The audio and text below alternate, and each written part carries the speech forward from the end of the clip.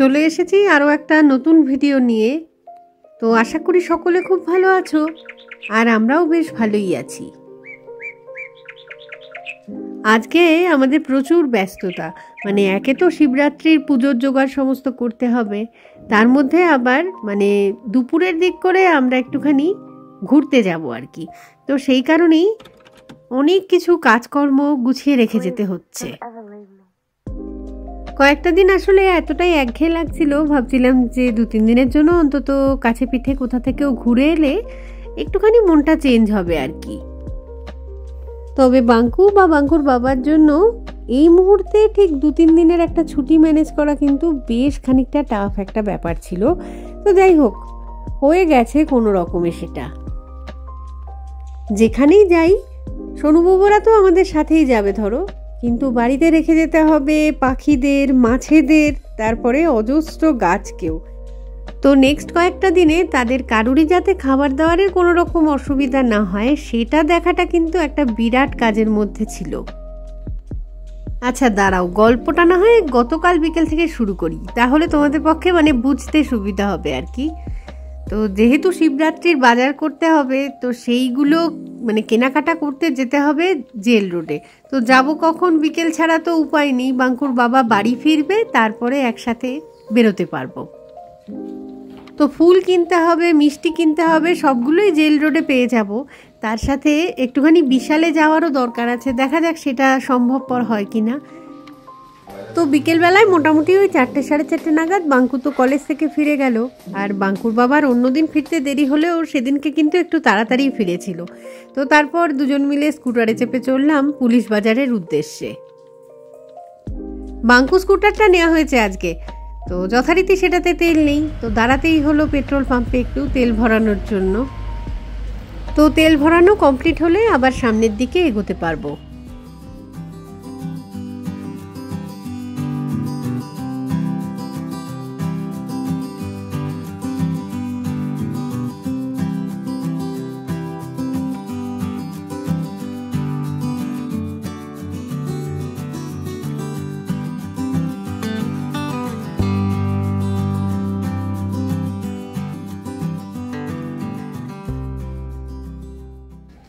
রাস্তাতে অল্প একটু ট্রাফিক থাকলেও তাড়াতাড়ি মোটামুটি পৌঁছে গেলাম জেল রোডে।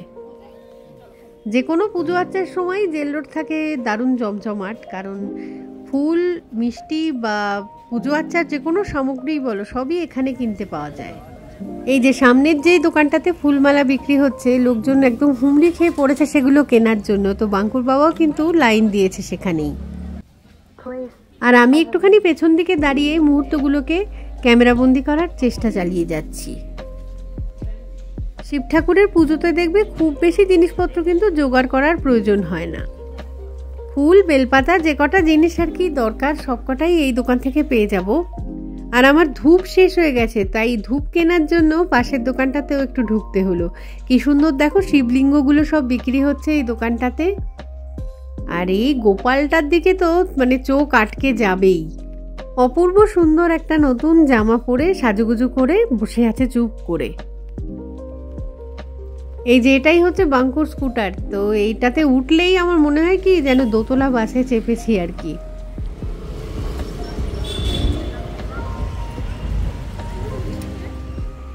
জেল রোড থেকে তো বেরিয়ে পড়েছি, এখন এসেছি লাইমুখরার ইউনিকে।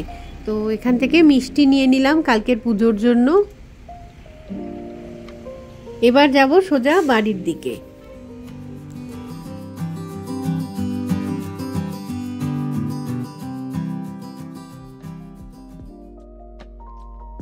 পুজোর বাজার দোকান তো সবই কমপ্লিট হয়ে গেছে, কিন্তু বাড়ির কাছাকাছি আসার পর হঠাৎ করে মনে পড়লো যে একটাও ম্যাগির প্যাকেট তো বাড়িতে নেই। তো বিকেলবেলায় বাঙ্কুকে কি আর খেতে দেবো, তো সেই কারণে কয়েকটা ম্যাগির প্যাকেট কিনে নেওয়া হলো।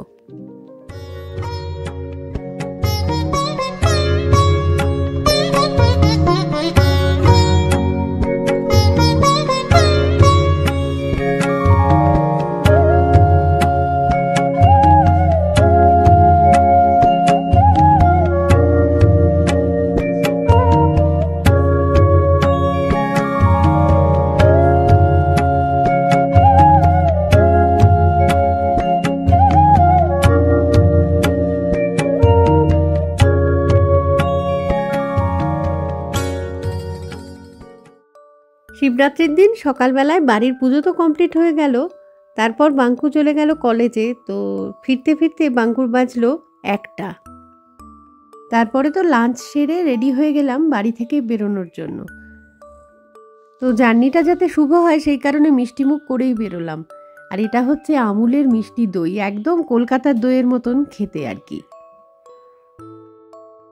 সোনুবাবুদের সকলকেও চেন পরিয়ে তো রেডি করিয়ে দেওয়া হয়ে গেছে। তো ওদেরকে প্রথমে গাড়িতে রেখে আসবো, তারপরে হচ্ছে আমরা ঘরদোর একটুখানি চেক করে নেব যে কোন কোন জিনিস নিলাম কি কোন কোন জিনিস ভুললাম, সব একটু ঠিকঠাক করে নিয়ে তারপর আমরা বেরোবো আর কি।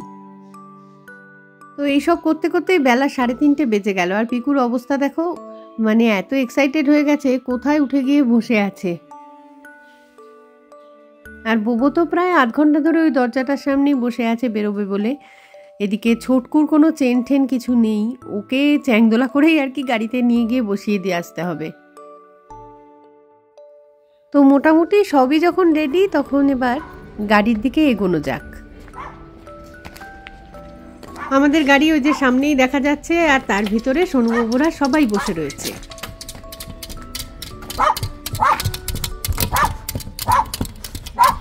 আর পিকুর সাইকেল চালানোটা দেখতে পাচ্ছ নিশ্চয়ই, যতক্ষণ না আমরা ভিতরে ঢুকে কেউ বসবো ততক্ষণ চলবে এটা।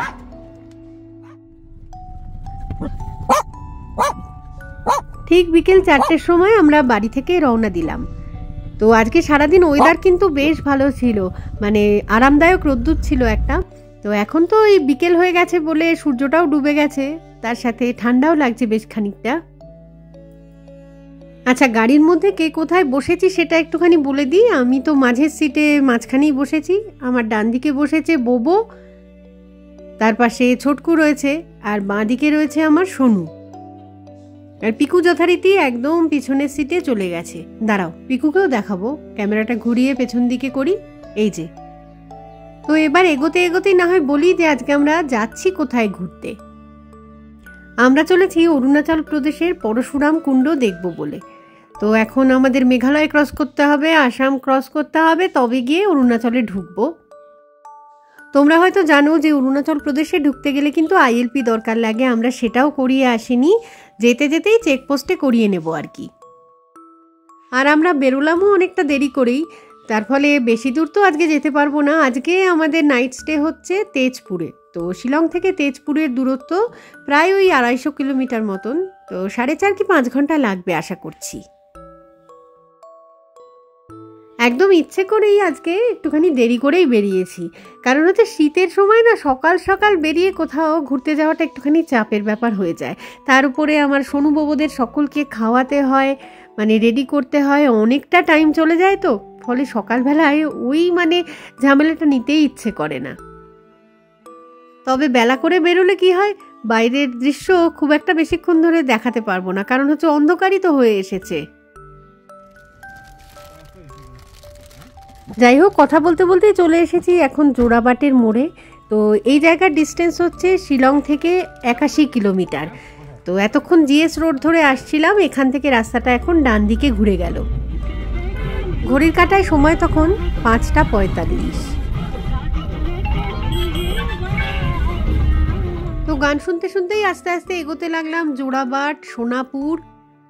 আরও কিছুটা পথ এগোনোর পরে নওগাঁওতে একবার দাঁড়াবো চা খাবার জন্য। শোনো আয়,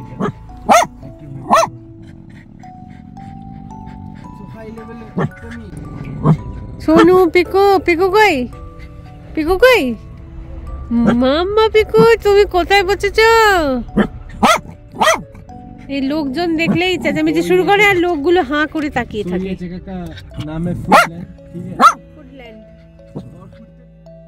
পথে আমরা 2-3টে পেট্রোল পাম্পে কিন্তু দাঁড়িয়েছি, তবে সেগুলোতে ডিজেল তো পাইনি। তো দেখা যাক আরো একটা পেট্রোল পাম্প আসছে। ফাইনালি এই পেট্রোল পাম্পে তেল পাওয়া গেল, তো অনেকখানি চিন্তামুক্ত হওয়া গেল আর কি।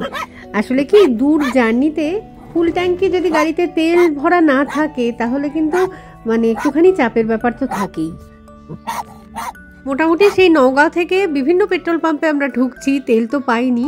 এই তেজপুরের একদম কাছাকাছি এসে তেলটা পাওয়া গেল। তেলের এমন একটা ব্যাপার, একটা পথে বেশ কয়েক জায়গায় ট্রাফিক জ্যাম পেলাম, কারণ হচ্ছে শিবরাত্রি উপলক্ষে মেলা বসেছে। তো মোটামুটি তেজপুরে আমরা ঢুকে গেছি। বেশ জমজমাট একটা সিটি, অন্ধকারে সেগুলোর তো কিছুই সেভাবে ক্যাচ করতে পারছি না ক্যামেরায়। যাই হোক, হোটেলে আগে ঢুকি, তারপর না হয় কথা বলছি। আমরা এখন চলে এসেছি তেজপুরের হোটেলে। তো খুব সুন্দর, আলোভি কটেজ এটার নাম। তো আমি দেখাচ্ছি ব্যাক ক্যামেরায় ভালো করে। তো মানে কোনো ক্লান্তি হয়নি আজকে, সুন্দর মানে বেরিয়েছি 3:45-এ ওখান থেকে বেরিয়েছি শিলংয়ের বাড়ি থেকে। তো তারপরে আস্তে আস্তে মানে ট্রাফিক জ্যামও প্রচুর পেয়েছি, সেগুলোকেও ক্রস করে মানে গাড়ি চলেছে এত স্পিডে যে কোনো অসুবিধাই হয়নি। খুব রিল্যাক্সলি এলাম, এসে খুব সুন্দর হোটেল। তো এবার খাওয়া দাওয়ার পালা আর কি। আমি আর আজকে তো শিবরাত্রি, তো আমরা নিরামিষ খাবো, সে কারণে আমি বাড়ি থেকে মানে পরোটা আর তরকারি আর কি করে নিয়ে এসেছিলাম। আমি আর বাঙ্কু বাবা সেটাই খাবো। বাঙ্কুর জন্য শুধু অন্য খাবার এসেছে আর কি, ও অলরেডি খেতে বসে গেছে। তো আর সোনু বাবুদেরও খাওয়া দাওয়ার ব্যবস্থা আস্তে আস্তে করছি আর কি। সব ব্যবস্থা রয়েছে এখানে, খুব সুন্দর আর কি। হোটেল ভেবেই এসেছিলাম, এসে দেখছি এত সুন্দর ব্যবস্থা, মানে রান্না করার ব্যবস্থাও রয়েছে, ফ্রিজও রয়েছে, মানে দারুণ সুন্দর আর কি। বাইরেটাও বেশ সুন্দর আর জমজমাট সিটি এটা একটা। তেজপুর যে এতটা জমজমাট আমার কোনো আইডিয়া ছিল না, আগে কখনো আসিনি। মানে এসেছি বলতে কি, তেজপুরের উপর দিয়ে হয়তো চলে গেছি আর কি। আমরা অরুণাচলে যখন তাওয়াং গেছিলাম তখনও তেজপুরের উপর দিয়ে ক্রস করে গেছি। তো ততটা মানে কতটা কি জমজমাট তখন অতটা বুঝতে পারিনি। এবারে যেন বেশ ভালো লাগছে আর কি। তো দেখি আশেপাশে নিশ্চয়ই দেখারও কোনো জায়গাপত্র থাকতে পারে, সেগুলো তো কাল সকালবেলায় মানে ইচ্ছা আছে দেখবো। কতটা কি হাতে আমাদের সময় হবে জানি না, আমরা আরো বেশ কিছুটা মানে এগিয়ে যাব আর কি। তো দেখা যাক, অনেকটা পথ কালকেও ট্রাভেল করতে হবে। তো হাতে খুব সময় কম হলে যা হয় আর কি, 4 দিনের মধ্যে অনেক অনেক ঘোরাঘুরি আর কি। যত না দেখবো ঠেকবো মানে জার্নিটাই অনেকটা হবে। তো চলো আপাতত এই হোটেলটার মানে ভিউটা দেখাই আমি ব্যাক ক্যামেরায়। এই দরজাটা দিয়ে আমরা ঢুকলাম। তো এখানটায়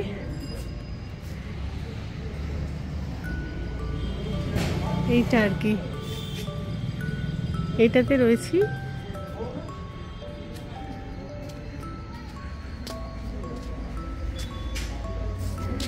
এখানে কি সুন্দর গাছ দিয়ে সাজানো। এটা হচ্ছে একটা বাবারে বেল গাছ, এটা বেল গাছ, বেল হয়ে রয়েছে অনেকগুলো দেখতে পাচ্ছি। সকালবেলায় দেখাবো ভালো করে। এখানে কয়েকটা গাছ সাজানো। এই যে একটা ছোট্ট বারান্দা মতন রয়েছে, দিয়ে এই দরজা দিয়ে ঢুকতে হলো, ঠিক আছে। আর এই দিকটায় বসার জায়গা রয়েছে বাঁশ দিয়ে, আর গাছ একটা। এগুই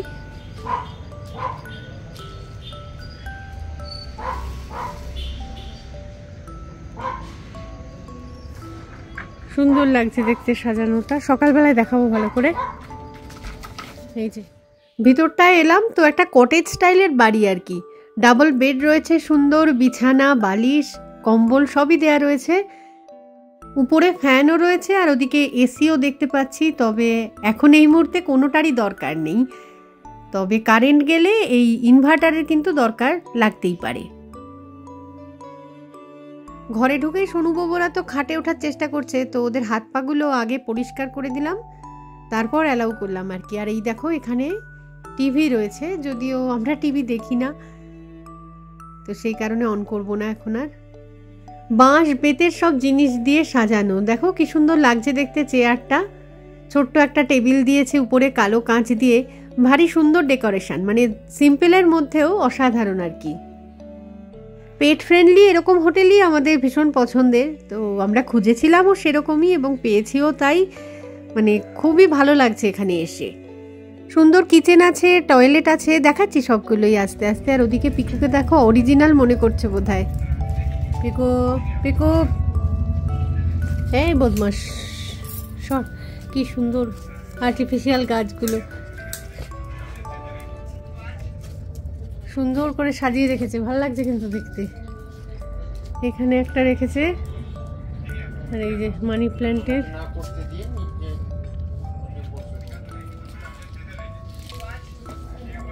সুন্দর সাজানো। এই প্ল্যান্টারটা কি সুন্দর দেখতে, বেতের, কি ভালো লাগে, দারুণ সুন্দর, একদম গোছানো সব।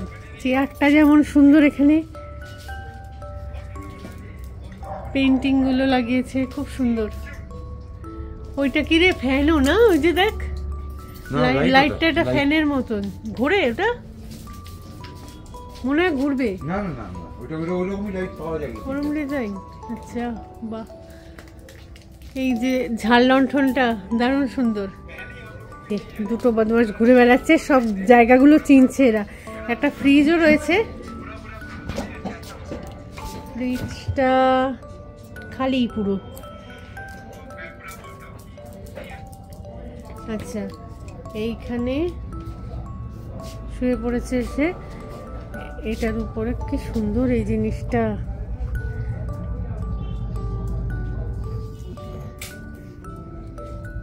ছবি সাজানো,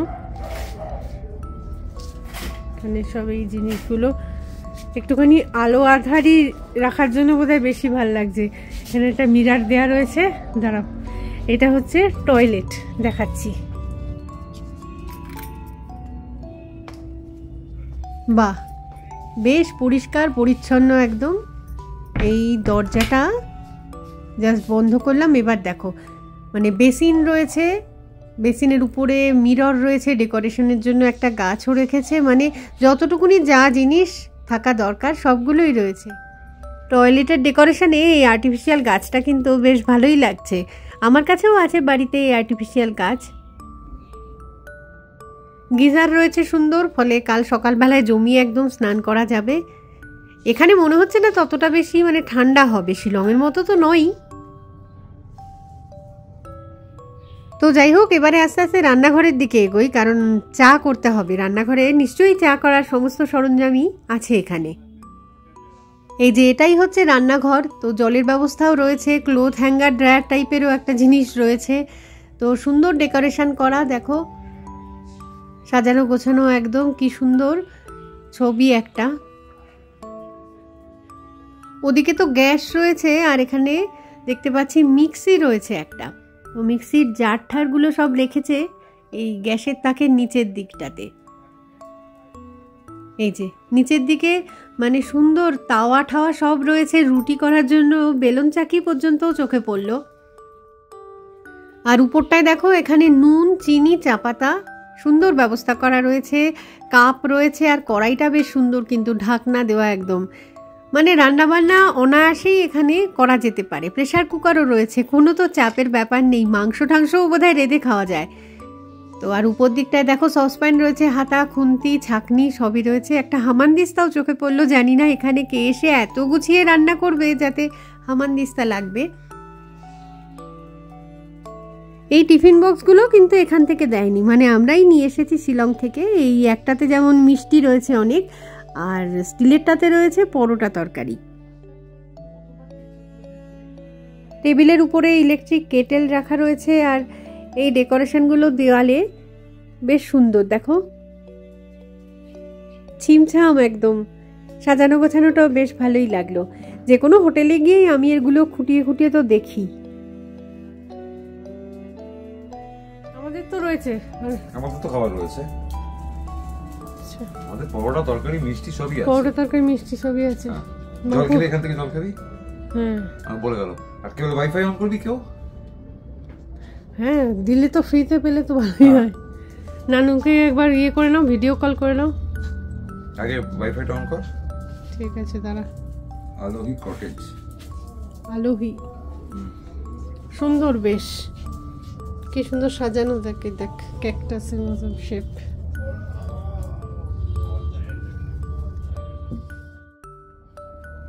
বাঙ্কুর বাবা তো ডিনারের আইটেম নিয়ে চলে এসেছে। অ্যাকচুয়ালি বাঙ্কুর জন্যই শুধু আনা হচ্ছে, কারণ আমার আর বাঙ্কুর বাবার জন্য কিন্তু নিরামিষের তরকারি তারপরে পরোটা এগুলো আমি বাড়ি থেকেই করে নিয়ে চলে এসেছিলাম, কারণ আজকে শিবরাত্রি তো আজকে কোনো রকম আমিষ কিছু খাবো না। তো সেই কারণে বাঙ্কুর জন্যই বোধহয় শুধু বিরিয়ানি এনে দিয়েছে, বাঙ্কু বসে খাচ্ছে। আর যথারীতি বোবো আর ছোটকু তোর পায়ের কাছেই বসে আছে, যদি কিছুটা ভাগ পাওয়া যায়, খাবার দাবার পাওয়া যায় আর কি।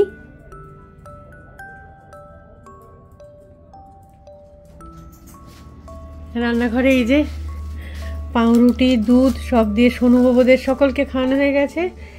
আমরা খেয়েছি পরোটা, একটা পরোটা রয়ে গেছে, তার সাথে ফ্রিজে একটু আলুর তরকারি সবই রয়ে গেছে, ফ্রিজে রেখে দিয়েছি ওগুলো। আর রান্নাঘর একদম যা যা ইউজ করেছি আমরা ক্লিন করে আবার রেখে দিলাম। আরেকটা ইন্টারেস্টিং জিনিস দেখাই, সেটা হচ্ছে আমাদের সাথে কিন্তু এই ট্রিপে ছোট্ট গোপু আর রাধারানীও এসেছে।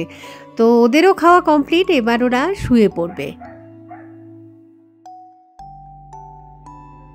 ঘড়ির কাঁটায় এখন বাজে রাত 10:30। তো আমরা এবার সবাই শুয়ে পড়বো, ঘুমোবো আর কি। তো গাড়িটা এতক্ষণ বাইরেটাতেই রাখা ছিল, গাড়িটা এই ঘরের একদম সামনেই আর কি, মানে ক্যাম্পাসের মধ্যেই পার্ক করে দেওয়া হলো। সব কিছু একদম সেফ রয়েছে। আর এদিকে দেখো বাঙ্কু আর পিকু অলরেডি কিন্তু ঘুমিয়েই পড়েছে। আমিও আর জেগে থেকে এখন কি করব, আস্তে আস্তে ফোন নিয়ে নাড়াচাড়া করতে করতে ঘুমিয়েই পড়ি বরং, কারণ কালকে সকাল সকাল একদম উঠে পড়ে আবার তো রওনা দিতে হবে। তো কালকে সকাল থেকে আবার কি কি হবে সেগুলো না হয় পরের ভিডিওতে দেখাবো। আজকে এই ভিডিওটাকে এখানেই রাখছি, খুব তাড়াতাড়ি ফিরে আসবো আবার একটা নতুন ভিডিও নিয়ে। তো ততক্ষণের জন্য টাটা, আর সঙ্গে থাকার জন্য সকলকে জানাই অসংখ্য ভালোবাসা।